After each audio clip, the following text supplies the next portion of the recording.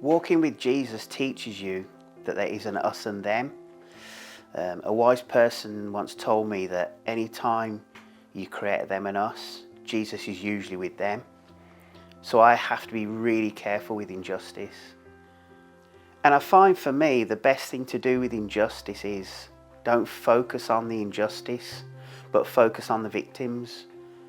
In focusing on those that persecute, you can forget to tend and care for the victims. And that's what Jesus would have done. He would have gone straight to the victim. But when we started to spend time serving the local community, getting to know the local community, we start to see where there is loneliness, where there is deprivation, where there is addiction. We're trying to seek justice by fulfilling those marks of mission in the local community. By supporting charities who have that justice as their ultimate objective. So one of them I support is called Hope for Justice, which actually has its main aim of bringing people out of trafficking, predominantly young girls out of those horrific types of injustice. Now, as humans, the greed and selfishness that we have means that unfortunately they have to exist in the first place, these charities.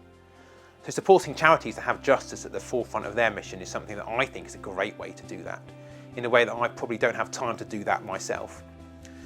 Another way is writing to my MP. So I've done that a few times, not as much as my granddad used to do, but particularly on justice issues.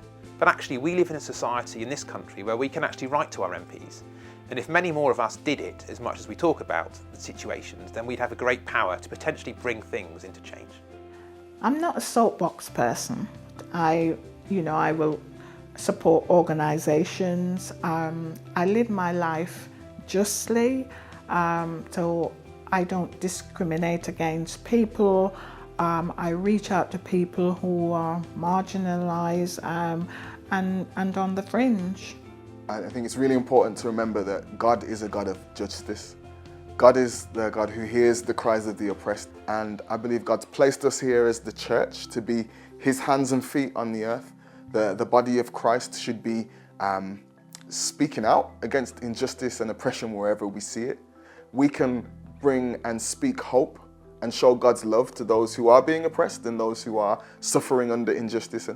And we can be listening to them, listening to their needs. We can be praying for them and supporting them, as well as using whatever privilege and power or privileges that we have in order to help to stand up for and speak on their behalf. That, we have an obligation as the children of God to do something. To learn what the real needs are of the people that you're serving. I also think it's important to work collaboratively with them.